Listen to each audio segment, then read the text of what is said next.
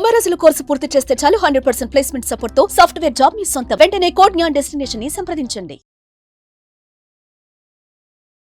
నమస్తే విజయపెద్దన గారు. నమస్తే ఉషా.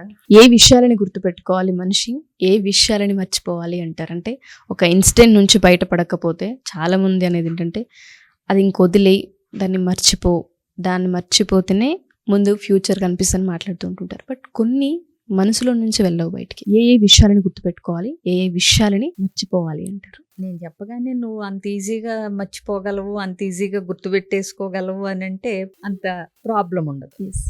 కానీ చాలా మందికి మనసు బాధ కలిగించిన విషయాలని ఎక్కువ నెమరేసుకుంటాం, అవమానపడిన విషయాలని ఎక్కువ గుర్తు పెట్టుకుంటూ ఉంటది, తలుచుకుని మరీ బాధ పెడుతూ ఉంటది. అవునా?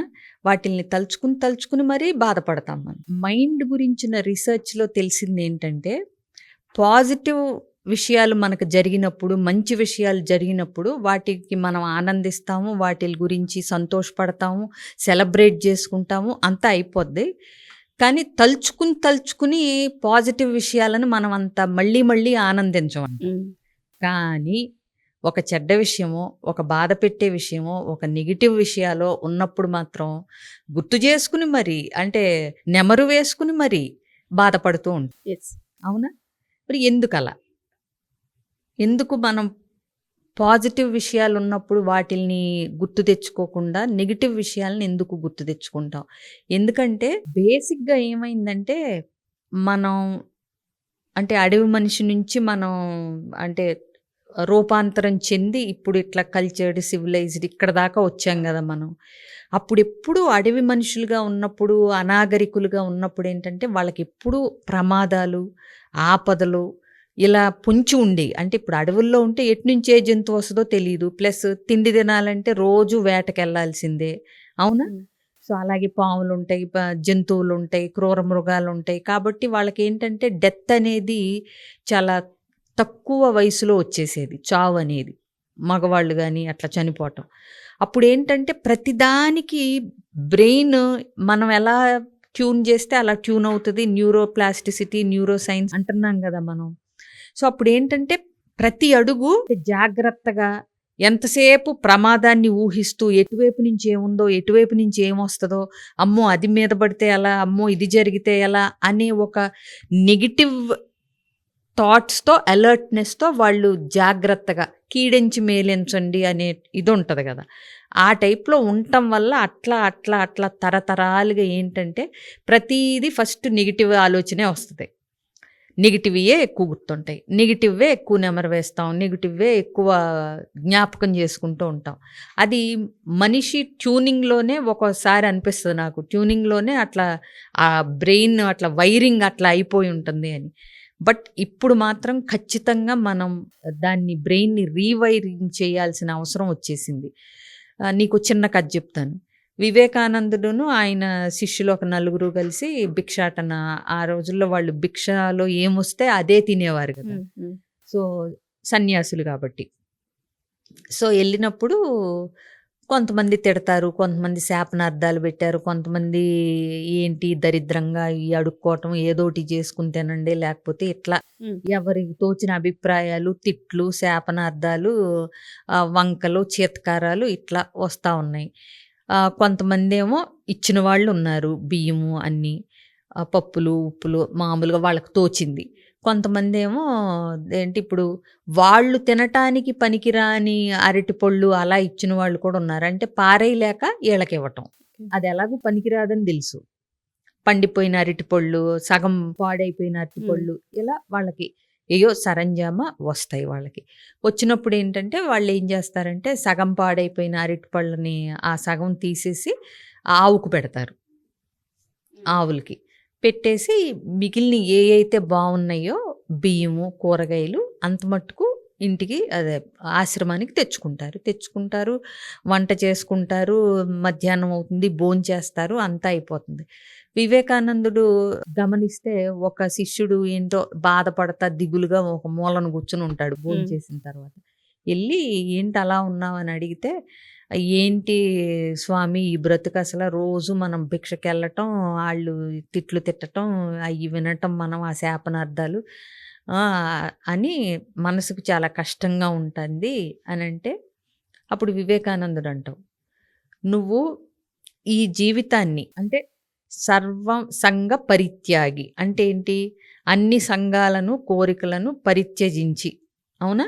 సో ఇక్కడికి వచ్చినప్పుడు ఏది స్వీకరించాలో, దేన్ని వదిలేయాలో, దేన్ని తీసుకోవాలో అనేది ఇక్కడి నుంచే మొదలుపెట్టి నువ్వు తెలుసుకోవటం. కొంతమంది ఇప్పుడు మనం ఏం తెచ్చుకున్నాం ఆశ్రమానికి, మనకేం వచ్చినాయి భిక్షలో అంటే సగం పండిపోయిన కుళ్ళిపోయిన అరటిపండు, కొన్ని కూరగాయలు, కొంచెం బియ్యం వచ్చినాయి. అంటే మనం కుళ్ళిపోయిన అరటిపండులు మనం ఏం చేసాం అంటే బాగున్న పార్టీ తీసుకుని ఆవుకి పెట్టేసి, మరి మనం ఏం తెచ్చుకున్నాం అంటే బియ్యము కూరగాయలు తెచ్చుకున్నాం. సరే, మరి మేమందరం బియ్యము కూరగాయలతో మాత్రమే వస్తే నువ్వు ఆ తిట్లు అవన్నింటినీ కూడా మనసు అనే ఒక సంచిలో మోసుకుని ఎందుకు తెచ్చుకున్నావు? అక్కడే వదిలేయాలి వాటిని. కుళ్ళిపోయిన అరటిపండులో సగం తీసేసి ఎలా అయితే ఆవుకు పెట్టామో, అందులో పొద్దున్నుంచి జరిగిన దానిలో ఆ కుళ్ళిపోయిన అంటే మాటలు, చెడు మాటలు ఇవేవైతే ఉన్నాయో నువ్వు అక్కడే వదిలేయాలి.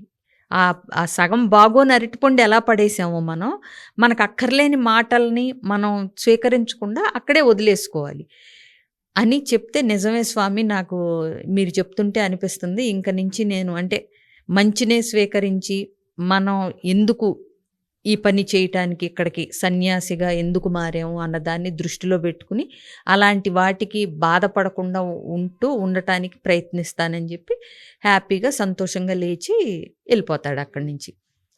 సో ఇది అంటే నేనేమంటున్నానంటే, ఇప్పుడు మనం కూడా మంచి విషయాలనే గుర్తుపెట్టుకుని చెడు విషయాలను వదిలేయటానికి సర్వసంగ పరిత్యాగులేం అయిపోవక్కర్లా. అర్థమైందా? వాళ్ళు చూపించిన బాటలో నడవచ్చు, ఇక్కడ ఉంటూనే, గృహస్థుగా ఉంటూనే, సమాజంలో ఉంటూనే, శుభ్రంగా అన్నీ ఎంజాయ్ చేస్తూనే మనకు కావాల్సిన దాన్ని వాళ్ళ నుంచి స్వీకరించవచ్చు, వాళ్ళ నుంచి నేర్చుకోవచ్చు. ఇది తెలియకే చాలాసార్లు అనిపిస్తుంది ఇంట్లో అంటే అక్క చెల్లెళ్ళు, తమ్ములు, తోబుట్టువులు ఆ మాటలు అన్నారని, ఈ మాటలు అన్నారని, వాళ్ళు ఎప్పుడో కోపంలో కొంతమందికి విచక్షణ ఉండదు, అవునా? ఏదో మాట అనేస్తారు. ఆ తర్వాత వాళ్ళు ఆ కోపంలో ఆ మాట అన్నారని కూడా మర్చిపోయే వాళ్ళు కూడా ఉంటారు. ఇక్కడ గుర్తుపెట్టుకోవచ్చు, అనటం కరెక్ట్ అని నేను అంటల్లా, బట్ వాళ్ళు అన్నదానికి నువ్వు దాన్ని మోసుకుంటూ శిక్ష నువ్వు అనుభవించటం ఎంతవరకు కరెక్ట్? సో వాళ్ళతో మాటలు మానేసి రిలేషన్షిప్ పోయిందని బాధపడి, నా తమ్ముడు నాకు దూరంగా ఉంటున్నాడనో, లేకపోతే మా అన్నో అక్కో చెల్లో వాళ్ళు అలా అన్నారు, వీళ్ళు ఇలా అన్నారు. నువ్వు చాలా ఫ్యామిలీస్లో గమనిస్తే మా అక్క బావ ఇలా అన్నారు, మా చెల్లి బావ ఇలా అన్నారు, మా అన్న ఇలా అన్నారు, మా అన్న వదినలో, లేకపోతే తమ్ముడు మరదలను, ఇంకోళ్ళు పిన్ని బాబాయ్ అనో, లేకపోతే పెద్ద ఎవరో ఒకళ్ళు వాళ్ళతో రిలేషన్షిప్స్ మెయింటైన్ చేయరు. ఇక వదిలేసుకుని క్షమించి ఫర్గివ్ చేసి వాటిని మర్చిపోదామనే ప్రయత్నం అయితే చేయరు. అవే మనసులో తలుచుకుంటూ ఇంకా తలుచుకుంటూ ఇప్పుడు ఏమవుతుంది, వాళ్ళు ఎప్పుడో అన్నారు, నువ్వు దాన్ని తలుచుకుని గుర్తు చేసుకోపోతే నీకు కొంతకాలం తర్వాత ఆ ఎఫెక్ట్ ఉండదు. బట్ నీకు ఎప్పటికీ మాట్లాడకూడదు అనే ఒక ప్రతీకారం చర్య ఎందుకు జరుగుతోంది ఫ్యామిలీస్లో? ఎందుకంటే నువ్వు సందర్భం వచ్చినప్పుడల్లా వాటిని నెమరేసుకుని ఎప్పటికప్పుడు నీ గాయాన్ని ఫ్రెష్గా కెలుక్కుంటూ ఉంటావు అన్నమాట.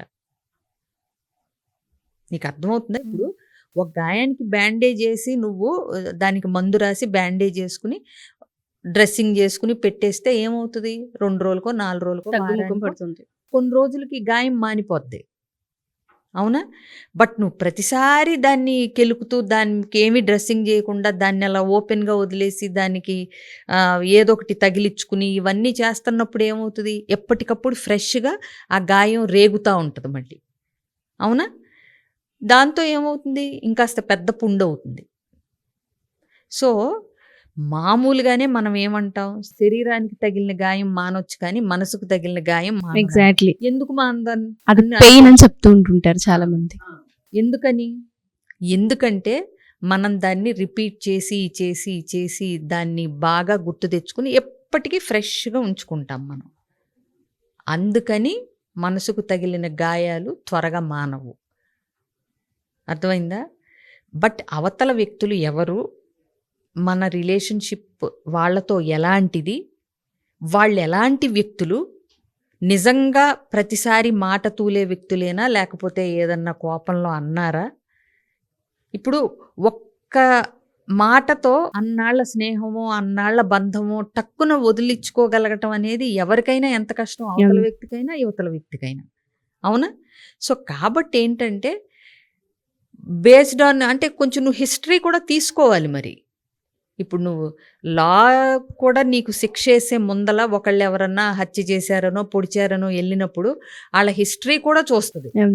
ఇతనికి నేర చరిత్ర ఉందా, క్రిమినలా, లేదంటే ఆవేశంలోనా, ఆత్మరక్షణలో పొడిచారా, హత్య చేశారా, ఇవన్నీ చూస్తుంది. ఎందుకంటే ఒక అలవాటు కింద ఉన్న వ్యక్తి ఇంటెన్షన్తో చేయటం వేరు, పొరపాటున చేయటం వేరు, ఆత్మరక్షణ కోసం చేయటం వేరు. అంటే ఆ పొడిచిన దానిలోనే ఇన్ని రకాల ట్విస్ట్లు ఉన్నాయి వాళ్ళకి పడే శిక్షలో.